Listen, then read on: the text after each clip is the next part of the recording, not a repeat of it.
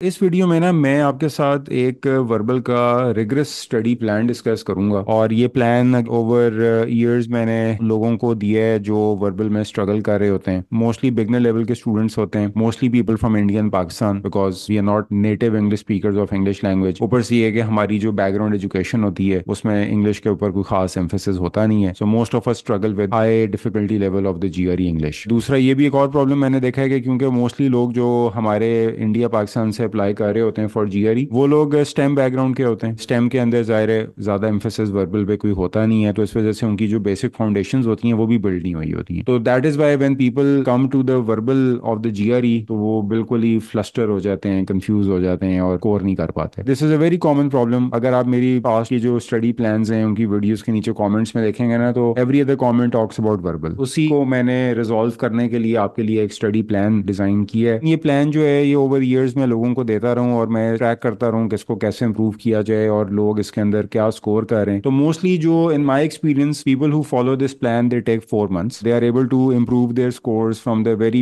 base level to something in the range of 160। 4 months का ये plan है। 15 hours per week आपको dedicate करने हैं, 3 आवर्स पर डे, 5 days पर वीक अगर आप दे रहे हैं फॉर द नेक्स्ट 4 months, तो you will be in a very very strong position to score at least in the late 150s on the verbal section. तो टोटल ऑलमोस्ट 200 to 250 आवर्स का ये वर्बल प्लान है। और ये बात मैं आपको पहले क्लियर कर दूं कि देखें ये सब कहानियां होती हैं। कई लोग मुझे बताते हैं कि जी हमारे दोस्त ने दिया जीआरई तो वो 1 month में उसका वर्बल में 160 आ गया। हमने जी वो फलानी जगह पढ़ा था रेडिट के ऊपर या किसी फेसबुक ग्रुप के ऊपर कि जी 1 month के अंदर जो है ना वो बंदे का 160 आ गया। कई तो बल्कि ऐसी बातें हैं कि जी 1 week में 160 आ गया। तो वो मैं ये नहीं कह रहा कि लोगों के नहीं आते, बिल्कुल आते हैं, लेकिन वो लोग फिर पहले से उनकी जो वर्बल होती है वो स्ट्रांग होती है। उन्होंने ऐसे एग्जाम्स जीआरई के जैसे एग्जाम्स पहले भी अपनी जिंदगी में दिए होते हैं, या वो ऑलरेडी बहुत ज्यादा रीडिंग हैबिट होती है तो जिसकी वजह से वो ये स्कोर्स ले लेते हैं। लेकिन most of the people who are applying for GRE from India and Pakistan are not that kind of people. 80% जो होते हैं वो ऐसे नहीं होते, उनको वर्बल में एफर्ट पुट करनी होती है। अब इसमें अगर आपका score, if you are ambitious by following this plan you will be able to get a very good score, but you have to make sure कि ये प्लान बहुत रिग्रेस है, इसको आपने टाइम देना है। अगर आप इसको रिग्रेसली फॉलो कर रहे हैं तो you will get the result, but it's again not very easy to rigorously follow it. आपको अपने आप को बड़ा डिसिप्लिन करना होगा, 4 months तक कंटिन्यूअसली आपको एफर्ट पुट करना होगा। It's not a lot of effort. ये नहीं है कि आपको डेली कोई 10 आवर्स 20 आवर्स पढ़ना है, it's just 3 hours a day, but you have to be very very focused and very very consistent. ये नहीं हो सकता कि आपने एक दिन बहुत पढ़ लिया और फिर आप 5 days गैप लेके बैठ गए। अच्छा, इस प्लान को ना मैंने 4 phases में डिवाइड किया हुआ है। हर फेज 1 month का। फेज 1 के अंदर फोकस होगा बेसिक्स के ऊपर, फेज 2 के अंदर फोकस होगा जो भी हम बेसिक्स सीखेंगे फेज 1 में उसकी एप्लीकेशन के ऊपर, फेज 3 के अंदर हम जाएंगे टाइम्ड प्रैक्टिस और टाइम मैनेजमेंट की तरफ, फोर्थ फेज यानी कि 4th month होगा रिविजन्स और मॉक एग्जाम्स के ऊपर, a bit of time practice as well. अब ये क्या क्या आपको मटेरियल रिक्वायर्ड है और किस तरह से आपने लेके चलना है वो सारा मैं अब आगे आपके साथ डिटेल में डिस्कस करता जाता हूँ। देखें, पहली चीज तो ये है कि जो फेज 1 है ना वो आपका स्टार्ट होगा वोकैबुलरी से। In fact vocabulary is one component जो कि through out the 4 phases continuously चल रहा होगा, क्योंकि वोकैबुलरी जो होती है ना it's not like an overnight process कि आपने आज वोकैबुलरी बिल्ड करना शुरू की तो आप 1 week या 1 month के अंदर अपनी वोकैबुलरी प्रिपेयर कर लेंगे। बिगनर लेवल लोग जो होते हैं उनको अराउंड 1000 वर्ड्स जीआरई के प्रिपेयर करने होते हैं एंड दिस टेक्स टाइम। शुरू में लोग स्ट्रगल करते हैं, 10 to 15 वर्ड्स पर डे से स्टार्ट करते हैं एंड आई एडवाइस कि आप स्लोली स्टार्ट करें। आप डे 1 से ही ना जंप कर जाएं बहुत ज्यादा वर्ड्स को करने में, वरना आपने ओवरवेलम हो जाना है and you will not be able to absorb and retain most of the words. तो स्टार्ट स्लोली,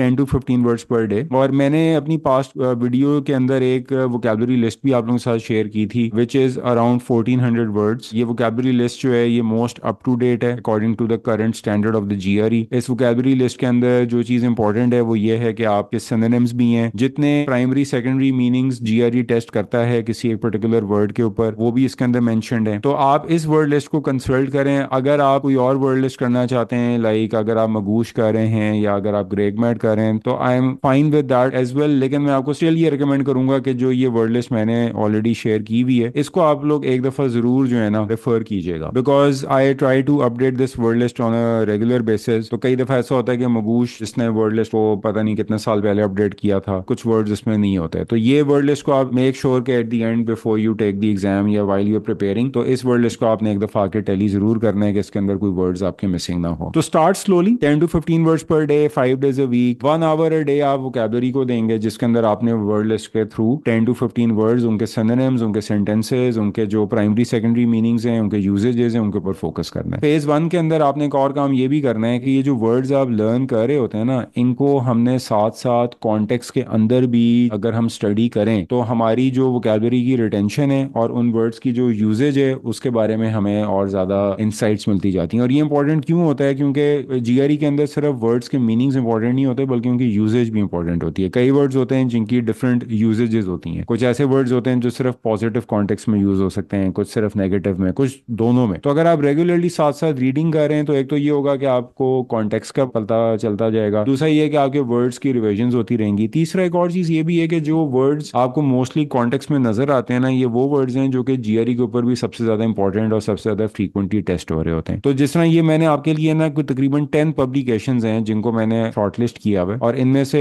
मेजॉरिटी पब्लिकेशंस वो हैं जिनको जीआरई खुद रिकमेंड करता है। अगर आप जीआरई की अपनी वेबसाइट के ऊपर जाएंगे ना, ईटीएस के ऊपर ऑफिशियल वेबसाइट के ऊपर इनका जिक्र किया हुआ है, New York times, guardian, wall street journal, scientific American and so on and so fourth. तो ये जो बेसिकली आपकी पब्लिकेशंस है ना, इन्हीं को हम रेफर कर रहे होंगे। और ये 10 पब्लिकेशंस मैंने क्यों डाली हुई हैं? क्योंकि ये एक्चुअली मसला इनका ये है कि ये मोस्टली इनमें से पब्लिकेशंस पेड होती हैं। तो उनका मसला ये होता है कि आप एक आर्टिकल या दो आर्टिकल से ज्यादा एक मंथ में पढ़ नहीं सकते। तो अब या तो आप पे करें, विच आई वुड नॉट एडवाइस के यू डू, तो रादर देन कि आप एक पब्लिकेशन को स्टिक करें, आप हर पब्लिकेशन से पढ़ते रहें ताकि आपका पूरा महीना जो है ना वो इस काम में गुजर जाए। और एक चीज मैंने आपको ये दिखानी थी कि देखें ये इतनी इंपॉर्टेंट होती है ये रीडिंग, क्योंकि ये एक आर्टिकल था मंथली अटलांटिक के ऊपर। उस एक आर्टिकल के अंदर मैं आपको ये दिखाऊं कि इतने जीआरई वर्ड्स आपको मिलेंगे कि आपकी उसी के अंदर जो है ना वो सारी रिवीजन और हर चीज हो रही होगी। मतलब ऑन एवरेज मैंने ये देखा है कि ये जो 4 to 5 पेजेस का एक आर्टिकल है ना, इसके अंदर you would find around 50 to 60 GRE words. तो जस्ट इमेजिन कि अगर आप every day half an hour एक आर्टिकल को पढ़ें तो every day you are going through 40 to 50 words. उनको आप रिवाइज कर रहे होंगे, रिव्यू कर रहे होंगे, उनके जो कॉन्टेक्चुअल यूजेजेस हैं वो आपके सामने से गुजर रहे होंगे। तो ये एक बहुत इंपॉर्टेंट एक्सरसाइज है जिसके ऊपर आपको एवरी डे, ये जो 3 आवर्स ए डे है इसमें से 1 आवर अगर आप वोकैबुलरी को दे रहे हैं तो अनदर 30 मिनट्स आप वोकैबुलरी की यूजेजेस को भी दें, यानी कि रीडिंग को भी दें। इससे आपकी वोकैबुलरी बहुत स्ट्रांग होगी, आप कॉन्टेक्स्ट से भी पता चलेगा। अच्छा, एक डिस्क्लेमर मैं आपको दे दूं कि ये आर्टिकल्स पढ़ने से ना आपकी जीआरई की रीडिंग कॉम्प्रीहेंशन के अंदर आपको कोई खास फायदा नहीं होगा। ये एक बड़ा मिसकॉन्सेप्ट होता है। कई लोग कहते हैं कि जी ये पढ़ने से शायद हमारी रीडिंग स्किल्स भी इंप्रूव हो जाएंगी। ऐसा नहीं है। जीआरई की जो रीडिंग का जो कॉम्प्लेक्सिटी है ना वो बहुत डिफरेंट है इन आर्टिकल से। इन आर्टिकल से बस आप मैक्सिमम क्या कर सकते हैं, अपनी वोकैबुलरी इन कॉन्टेक्स्ट को इंप्रूव कर सकते हैं, अपने वर्ड्स को रिवाइज कर सकते हैं, उनकी मल्टीपल शेड्स ऑफ मीनिंग्स को इन एक्शन देख सकते हैं। तो ये एक्टिविटी भी मैं ये रिकमेंड करूंगा कि फेज 1 में आप इसके ऊपर 30 मिनट्स एवरी डे दें। फेज 2 के अंदर भी इसको लेके चलें। वोकैबुलरी को आपने फेज 1 से फेज 4 कंटिन्यूअसली लेके चलना है, because you have to prepare around 1400 words. तो 1400 वर्ड्स प्रिपेयर करने के लिए आपको 4 मंथ्स चाहिए होते हैं। तो ये कंटिन्यूअस काम होगा। जो रीडिंग इन कॉन्टेक्स्ट है, वोकैबुलरी इन कॉन्टेक्स्ट है, उसके बारे में मैं ये कहता हूँ कि आप फेज 1 और 2 के अंदर उस पर बहुत ज्यादा फोकस करें, यानी कि फर्स्ट कपल ऑफ मंथ्स। उसके बाद जो लेटर ऑन आपके थर्ड और फोर्थ फेजेस हैं उनके अंदर इसको बेशक आप इतना ज्यादा फोकस ना करें। Maybe do it once a week और ट्वाइस अ वीक, इससे ज्यादा इसकी जरूरत नहीं होती है, क्योंकि by that time you have gone through almost all of the important words that will show up on the GRE. और वो इतनी टाइम्स आप गुजरे होते हैं कि अब आपको वर्ड्स जो है ना आपकी मेमोरी में स्टिक कर जाते हैं। तो मेरे एक्सपीरियंस में जो स्टूडेंट्स मुझे बताते हैं वो कहते हैं कि जी हमें जरूरत नहीं पड़ती है कि सेकंड मंथ के बाद हम इन आर्टिकल्स को खास कोई तवज्जो दे रहे हो, लेकिन फर्स्ट कपल ऑफ मंथ्स ये बहुत इंपॉर्टेंट है। उसके बाद जो आपके फेज 1 है ना उसके अंदर जो एक सेकंड कंपोनेंट है जिसके ऊपर आपने रिमेनिंग 1.5 आवर देना है। अब देखें 1.5 आवर तो हमारे पास इन अ गिवन डे किस पे फोकस हो गया, वोकैबुलरी के ऊपर। 1 hour word list, half an hour vocabulary reading in context from these different resources. अब सेकंड जो 1.5 आवर है ना वो हमने किस पे स्पेंड करना है, on learning the basic fundamental strategies, techniques and the art of solving GRE questions. GRE के जो क्वेश्चंस होते हैं ना, रीडिंग कॉम्प्रीहेंशंस होते हैं, टेक्स्ट कंप्लीशंस होते हैं, सेंटेंस इक्विवेलेंस होते हैं, they focus on your ability to read and understand sentences and passages. बल्कि मैं आपको ना जीआरई की अपनी वेबसाइट के ऊपर दोबारा, जो अभी हम वेबसाइट देख रहे थे उसके ऊपर अगर हम दोबारा जाएं तो वहां पर जीआरई ने रीडिंग कॉम्प्रीहेंशन के अंडर ही उन्होंने एक बात लिखी हुई है कि reading comprehension questions are designed to test wide range of abilities required to read and understand the kinds of prose commonly encountered in graduate school. Those abilities include, अब आप ये जरा पढ़ें, इनमें मैं सारे तो नहीं पढ़ूंगा लेकिन एक दो बहुत important. Understanding the meaning of individual words in sentences, understanding the meaning of paragraphs in larger bodies of text, distinguishing between minor and major points, summarising a passage, drawing conclusions, reasoning from incomplete data to infer missing information. Basically ये कि ये जो सारी skills है ना ये आपने develop करनी है, इनको बिल्ड करना है। ये बिल्ड आर्टिकल्स पढ़ने से नहीं होती। अगर आपको ये आप कहना जी मैं रोजाना 1 घंटा नॉवल पढ़ रहा हूँ, आर्टिकल्स पढ़ रहा हूँ, उससे ये स्किल्स बिल्ड नहीं होती हैं। इन स्किल्स को बिल्ड करने के लिए आपको कुछ प्रायर फंडामेंटल नॉलेज चाहिए, कुछ टेक्निक्स चाहिए जो आपने सीखनी है। वो सिखाएगा कौन आपको? ईटीएस नहीं सिखाएगा, long reads, economist, New York times नहीं सिखाएगा, ये जो जीआरई के वर्ड्स आप मेमोराइज कर रहे हैं ये नहीं आपको सिखाएंगे। ये आपको सिखाएंगे कौन? या आपको ये ग्रेग मैट सिखा सकता है, या आपको ये मगूश सिखा सकता है, या आपको मैनहट्टन या कैपलन, यानी कि जो इस वक्त मार्केट के अंदर थर्ड पार्टी बुक्स अवेलेबल हैं, starting from Manhattan to Kaplan, या वीडियोस के अंदर अगर चले जाएं तो ग्रेग मैट और मगूश के वर्बल वीडियो लेसन्स, ये हैं जिनके ऊपर आपको फर्स्ट मंथ के अंदर अपना 1.5 आवर पर डे देना है, ताकि आप जीआरई के जितनी भी टेक्निक्स हैं उनको सीख लें। इन सारों को करना चाहें तो बहुत अच्छी बात है, क्योंकि आपको बड़े वाइड किस्म के एंगल्स मिल जाएंगे, पर्सपेक्टिव मिल जाएंगे। लेकिन मैं आपको एक बात बताऊं, सब एक ही बात कर रहे हैं, सिर्फ प्रेजेंट करने का तरीका डिफरेंट है। और ये सब वही बातें कर रहे हैं जो ईटीएस भी कर रहा है। जो ईटीएस ने अपनी वेबसाइट के ऊपर ये आपको सारी मेंशन की है ना चीजें, अगर आप ये सारा आर्टिकल पढ़ें तो ये सारी चीजें जो है ना, इन्हीं के ऊपर ये लोग भी बातें कर रहे हैं। लेकिन सिर्फ क्या है कि ग्रेग मैक एक जरा थोड़ा कैजुअल से स्टाइल में आपको सिखा रहा है, मगूश आपको थोड़ा फॉर्मल स्टाइल में सिखा रहा है, मैनहट्टन आपको एक बुक फॉर्म में सिखा रहा है, कैपलन भी आपको एक बुक फॉर्म में सिखा रहा है। तो ये अब आपकी चॉइस है कि आप इनमें से कौन से को उठाना चाहते हैं। थोड़े पैसे कम खर्चना चाहते हैं, आप ग्रेग मैट को ले लें। अगर आपके पास पैसे ज्यादा हैं या आपको कहीं से मगूश के लेसन मिल गए तो आप उनको देख लें। मैनहट्टन की अगर आपको कहीं से फ्री वर्बल बुक्स मिल गई वो देख लें। लेकिन मेरा आपको वैसे एक रिकमेंडेशन है, जो पहला महीना है ना, if you can do all of that, because as a beginner level आपको जितनी ज्यादा इंफॉर्मेशन मिले ना फ्रॉम डिफरेंट सोर्सेज, उसको आपको एब्जॉर्ब करना चाहिए, ताकि आपको डिफरेंट पर्सपेक्टिव्स और एंगल्स मिले on looking at these GRE questions. और एक चीज मैंने और आपको बतानी है, डू नॉट सॉल्व और attempt any of their questions. ये जो Greg Mat, Magoosh, Manhattan, Kaplan है ना, ये सिर्फ मैं आपको रिकमेंड कर रहा हूँ to build and learn the strategies of attempting and approaching the GRE verbal questions. Do not attempt their practice questions. ये मगूश है जिस तरह उनकी एक्सेस है, उसके अंदर ये उनके वर्बल के सारे, अगर आप ये जाए ना ऊपर लेसन्स के अंदर, अगर आप जाए तो लेसन्स के अंदर आपको वर्बल के ये सारे आपको लेसन्स मिलेंगे। ये लेसन्स आपने लेने, these are all the lesson. इसमें सारी टेक्निक्स उन्होंने डिस्कस की हुई है। इसी तरह अगर आप ग्रेग मैट के अंदर जाते हैं तो उनका ये प्रेप स्विफ्ट के नाम से सॉफ्टवेयर है, उसके अंदर ये सारी उन्होंने टेक्स्ट कंप्लीशन, इक्विवेलेंस रीडिंग की स्ट्रेटजीज डिस्कस की हुई है। इसमें और मगूश में कोई फर्क नहीं है, बस यही बात है कि किसी को वो पसंद आता है, किसी को ये पसंद आता है। मगूश यूजुअली जो होता है वो उसकी वीडियोस फ्रीली रुल रही होती हैं तो वो मिल जाती हैं लोगों को। प्रेप स्विफ्ट के लिए आपको जरा $10 खर्चने पड़ेंगे, बट दोनों में से कुछ भी आप उठा लें। लेकिन जो इनके प्रैक्टिस क्वेश्चन है, जिस तरह मगूश में अगर आप आएंगे ना, तो ये प्रैक्टिस क्वेश्चंस के अंदर अगर आप आए तो उनकी ये कस्टम प्रैक्टिस है। Do not do this. ये इनके वर्बल के क्वेश्चंस बेकार हैं। Greg Mat is slightly better, but पता है मसला आपको क्या है, जब आप इनकी स्ट्रेटेजीज पढ़ेंगे और इनके क्वेश्चंस करेंगे ना, और फिर उसके बाद जब आप ईटीएस के अपने ऑफिशियल क्वेश्चंस पे जाएंगे तो आप कहेंगे यार वो मुझसे हो नहीं रहे, क्योंकि आपने प्रैक्टिस की होगी उन क्वेश्चंस के ऊपर जो कि उस क्वालिटी के नहीं होंगे जिस क्वालिटी के क्वेश्चंस ईटीएस डिजाइन करते हैं। चाहे ग्रेग मैट हो जाए, चाहे मैनहट्टन हो जाए, चाहे मगूश हो जाए, they are excellent resources in terms of understanding your concepts and building your base. Fundamental जो नॉलेज है of approaching the question type, वो सब आप यहाँ पे सीख लेते हैं। फेज 1 है, फर्स्ट मंथ है, उसके अंदर 1.5 आवर एवरी डे आप ये चारों रिसोर्सेज को, पहले आप ग्रेग मैट को खत्म कर लें, फिर आप मगूश को खत्म कर लें, फिर मैनहट्टन कर लें। This will require you total of 1 month. हाँ, जो वीडियोस के अंदर वो क्वेश्चंस डिस्कस करें वो उनको आप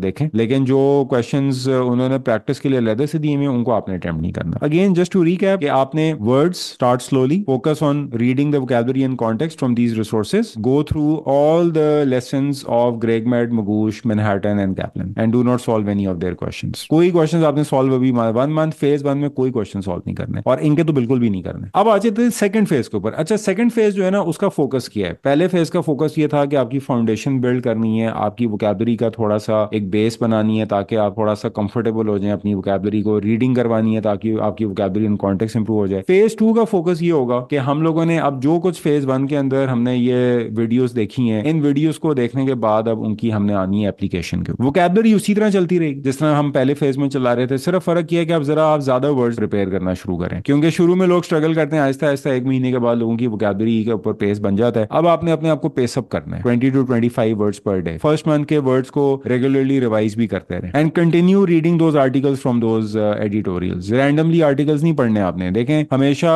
follow what ETS is telling you. ETS ने अपनी वेबसाइट पे मेंशन किया हुआ है कि हम physical sciences, biological sciences, business, arts, humanities के ऊपर ज्यादातर फोकस करते हैं, पॉलिटिक्स ना पढ़ना शुरू कर दें। और अब जो वीडियो लेसन हमने देखे थे फेज 1 के अंदर, अब उनकी एप्लीकेशन की बारी है। वो अप्लाई हम कहाँ करेंगे? वो हम करेंगे जीआरई के अपने सवालों के ऊपर जो उन्होंने ऑफिशियली शेयर किए हैं, और उसके अंदर आपके पास 2 बहुत इंपॉर्टेंट रिसोर्सेज हैं। पहली आपके पास ईटीएस की ऑफिशियल गाइड्स हैं जो कि मैं अगर आपको दिखाऊं तो एक ये गाइड है आपके पास और एक आपके पास ये गाइड है जिसको official guide to the GRE कहा जाता है। इन दो गाइड्स के अंदर टोटल ऑफ 30+ पैसेजेस हैं जिनके साथ टोटल 100 क्वेश्चंस हैं और अनदर 100 क्वेश्चंस हैं आपके पास सेंटेंस कंप्लीशन और टेक्स्ट कंप्लीशन के। तो ये टोटल 200+ क्वेश्चंस एंड 30+ पैसेजेस हैं जो कि आप ऑफिशियल गाइड से सेकंड मंथ के अंदर अनटाइम प्रैक्टिस आपने करनी है। जो आपने यहाँ पे सीखा है उनको आप अप्लाई करने की बारी आ गई। और उसके बाद आपने जो ईटीएस के फ्री 2 मॉक एग्जाम्स है ना, ये पावर प्रेप के नाम से, इनके अंदर जो क्वेश्चंस है ना उनको आपने प्रैक्टिस करना है अन टाइम। ये मॉक्स को आप छोड़ दें, इनको मॉक्स को एज मॉक्स नहीं आपने देना, इनको आपने फेज 2 के अंदर इनके अंदर जो क्वेश्चंस गिवन है वर्बल के उनको आपने एक्सट्रैक्ट करके तो उसमें से आपने करना है। तो ये उसमें भी आपको उन 2 मॉक्स के अंदर भी आपको एडिशनल कोई 25+ passages with 60 questions for passages और 60 क्वेश्चन, यानी कि फेज 2 के अंदर जो सेकंड मंथ है हमारा उसमें हमारा फोकस क्या होगा कि we have to solve a total of around 350 questions. और इसके अंदर हमारे पास अगर 320 क्वेश्चंस को आप ब्रेक करें, आपने 20 डेज इन अ मंथ पढ़ना है, तो this is like you are attempting around 20 questions in a day. और 20 क्वेश्चंस इन अ डे को अटेम्प्ट नहीं खाली करना, इनको एनालाइज करना है, अपनी वीकनेसेस को आइडेंटिफाई करना है, अपनी गलतियों को एवेल्युएट करना है। और वहां पे चैट जीपीटी बहुत आपके लिए हेल्पफुल हो सकता है कि आपने जिस तरह ऊपर सारी टेक्निक्स वगैरह सीख ली हैं, अब आप किसी क्वेश्चन को सॉल्व करते हैं, आपसे सॉल्व सही नहीं हुआ, किसी पैसेज को आप पढ़ते हैं वो आपको अंडरस्टैंड सही नहीं हुआ, वो तो आप go to ChatGPT and you discuss it with ChatGPT के भी where are you struggling, what was your understanding of the sentence of the passage, what techniques you applied, where you went wrong, ताकि वो आपको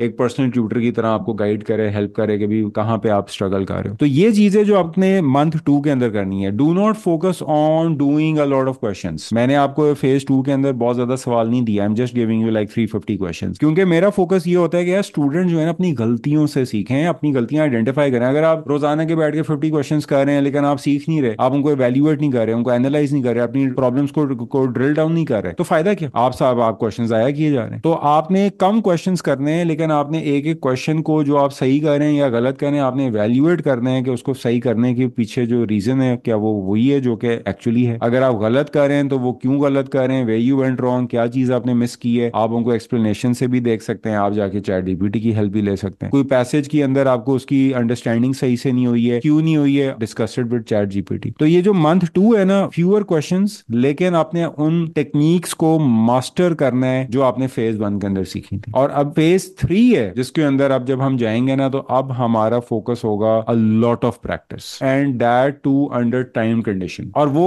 time conditions के अंदर आपने पता है ऐसे नहीं करना कि डे 1 से ही अपने आप को उसी टाइम के ऊपर ले आए जिस टाइम के ऊपर जीआरई आपको टेस्ट कर रहा होता है। स्टार्ट स्लोली, जिस तरह आप शुरू में 2.5 मिनट्स पर क्वेश्चन से स्टार्ट करें। जो फर्स्ट 10 डेज हैं इन फेज 3 उसके अंदर आप फर्स्ट 10 डेज आप अपना जो है वो 2.5 मिनट्स पर क्वेश्चन अपने आप को दें। फिर नेक्स्ट 10 डेज के अंदर आप अपने आप को वो टाइम को कट करके 2 मिनट्स पर क्वेश्चन पे ले आए और लास्ट 10 डेज के अंदर आप अपने आप को कट करके 1.67 मिनट्स पर क्वेश्चन के ऊपर लेकर आए। And where do you need to practice? Again बहुत इंपॉर्टेंट लोगों का क्वेश्चन होता है कि जी अब हम ये फेज 3 के अंदर किस रिसोर्स को कंसल्ट करें? ईटीएस के ऑफिशियल क्वेश्चन तो हमने ऊपर डिप्लीट कर दिए, तो उसके लिए एक बड़ा अच्छा रिसोर्स और है which is the GRE big book. I love this resource. In fact Greg Mat अपने जितने वीडियो लेक्चर्स हैं उनके अंदर जीआरई बिग बुक के ही क्वेश्चंस को डिस्कस करता है। जीआरई बुक बिग है क्या? ओल्ड जीआरई के पास्ट पेपर के क्वेश्चंस हैं, ऑफिशियल क्वेश्चंस, और बहुत सारे। आप ये देखें दीज आर 27 एग्जाम्स हैं। हर टेस्ट के अंदर आपको 30-40 क्वेश्चंस आपको मिलेंगे, 700-800 क्वेश्चंस इन टोटल। इसके अंदर एक तो आपने ये फिल इन द ब्लैंक्स वाले क्वेश्चंस को सॉल्व करना है, दूसरा आपने ये जो एनालॉजीज वाले क्वेश्चंस हैं इनको मिस करना है, इनको नहीं करना। पैसेजेस के अंदर आपने सिर्फ शॉर्ट पैसेजेस पे फोकस करना है लाइक दीज वन। जो लॉन्ग पैसेजेस हैं इस तरह के उनको आपने स्किप करना है क्योंकि अब जीआरई के ऊपर लॉन्ग पैसेजेस टेस्ट नहीं होते। उसके बाद आपने इसी तरह ये जो एंड के ऊपर एंटोनिम्स और सिनोनिम्स वाली जो कहानी है इसको भी नहीं देखना। इसको आप ऐसे देख सकते हैं क्योंकि ये आपकी इसमें वोकैबुलरी थोड़ी रिवाइज हो जाएगी। सो दिस इज ऑप्शनल, अगर आप करना चाहें वेल एंड गुड है, नहीं है तो आप इसको स्किप कर सकते हैं। However short passages and fill in the blank questions are a must. जितनी टाइम प्रैक्टिस करेंगे उतना आपको फायदा है। एम ही नहीं है कि ब्लाइंडली बस लगे में सवाल आंखें बंद करके और जितना जी 10 मिनट लग गए तो 10 मिनट लगा दो। Phase 3 is way you need to discipline yourself कि आपने सेट्स बनाने, एवरी डे आप 3 आवर्स बैठें, उसमें से आप एक सेट बनाएं क्वेश्चंस का। उसके अंदर आप लेट से आपने 15 क्वेश्चंस का एक सेट बनाया जिसके अंदर कुछ पैसेजेस भी हैं, कुछ उसके अंदर टेक्स्ट कंप्लीशंस भी हैं, एंड गिव योरसेल्फ, जिस तरह मैंने कहा 2.5 मिनट्स पर क्वेश्चन के हिसाब से अपना आप टाइम बना लें और उसको सॉल्व करें। उसके बाद उसकी सॉल्यूशंस देखें, आंसर्स देखें, use chat GPT way you went wrong, way you don't understand, ये सारा आपने जो है ना इसके अंदर वो करते रहना। वोकैबुलरी वाली जो चीज हम कर रहे थे फेज 1-2 में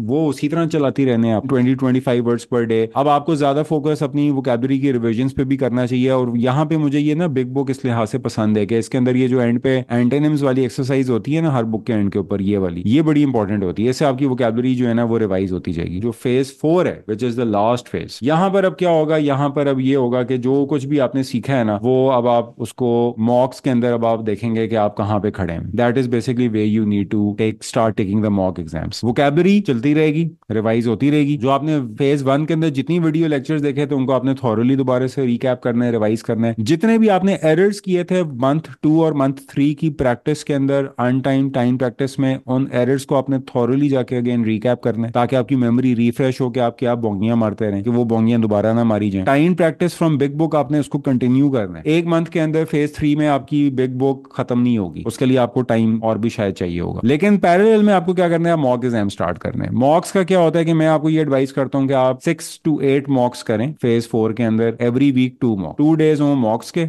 एक दिन हो जिस दिन आप बैठ के उन मॉक्स को एवेल्युएट करें, एनालाइज करें, अपनी मिस्टेक्स को देखें। Again use ChatGPT to see way you went wrong. जिन जिन एरियाज में आप स्ट्रगल करें उनको दोबारा से जाके रिकैप करें, उनको रिवाइज करें। अपनी वोकैबुलरी के अंदर मसले आ रहे हैं उनको रिवाइज करें। सेंटेंसेस के स्ट्रक्चर की अंडरस्टैंडिंग में मसले आ रहे हैं उनको हाईलाइट करें, चैट जीपीटी से देखें क्या इश्यूज हैं ताकि उनको उनसे आप सीखें। मैनहट्टन के 6 पेड मॉक्स आप ले सकते हैं इसके अंदर, लेकिन ये जो 3 पावर प्रेप प्लस के मॉक्स है ना, ये पेड मॉक्स, ये मस्ट हैं। ये जो जीआरई ने अपनी वेबसाइट पे सेलिंग करते हैं ना ये 3 मॉक्स की, ये 1 2 3 ये मस्ट है। और एक चीज और भी है कि एक दफा आप ये पावर प्रेप प्लस के मॉक्स कर लेना जिसके अंदर आप देखें अगेन आपकी कितनी प्रैक्टिस हो रही है, और encountering like so many questions. जब आप ये कर लेंगे ना तो इन्हीं ईटीएस के पेड मॉक्स के अंदर आपको an additional 40 plus passages, 120 questions भी मिलेंगे। ये वो होंगे क्योंकि हर एग्जाम के अंदर ना आपको 2 सेक्शंस आते हैं। अब जाहिर है 2 सेक्शंस और भी जीआरई ने रखे होते हैं उस एग्जाम के अंदर जो कि आपको नहीं मिलेंगे, क्योंकि जाहिर है वो आप एग्जाम में अडेप्ट करेगा। पहला सेक्शन मीडियम आएगा, वो अच्छा किया, दूसरा हार्ड आएगा। तो जो दूसरे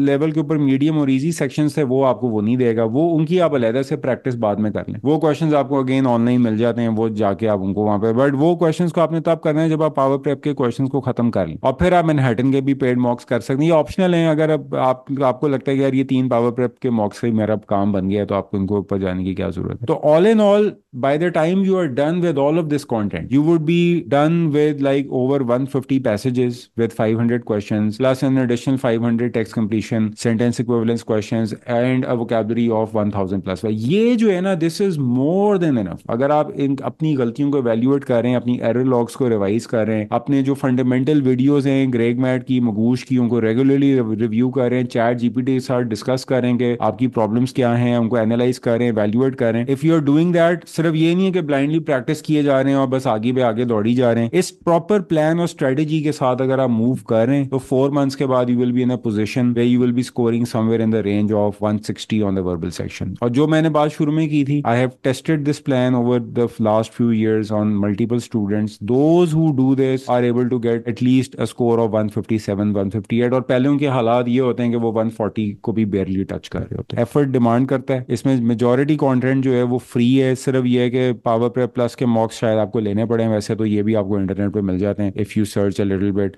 लेकिन अगर आप प्रॉपर एक्सपीरियंस के साथ इन मॉक्स को देना चाहते हैं तो you will have to buy them. या अगर आप अफोर्ड नहीं कर सकते तो चलें इनके क्वेश्चंस को वैसे आप प्रैक्टिस कर लें सारे, और मैनहट्टन के मॉक्स को बाय कर लें क्योंकि वो रिलेटिवली चीपर है। रिविजन्स जो है ना, फेज 3 फेज 4 में रिविजन्स बहुत इंपॉर्टेंट। कई लोग रिविजन्स को बहुत लाइटली लेते हैं, करते ही नहीं है। वोकैबुलरी रिवाइज करना, अपनी गलतियों को रिव्यू करना, अपनी वीडियोस को रिवाइज करना, फंडामेंटल कॉन्सेप्ट्स की, ये सब चीजें आपने फेज 3 फेज 4 में इनके लिए टाइम निकालते रहने साथ साथ। I have tried to cover all of this very thoroughly, लेकिन अगर आपके कोई क्वेश्चंस हैं which you think I have not answered in this video तो please do let me know. Thank you.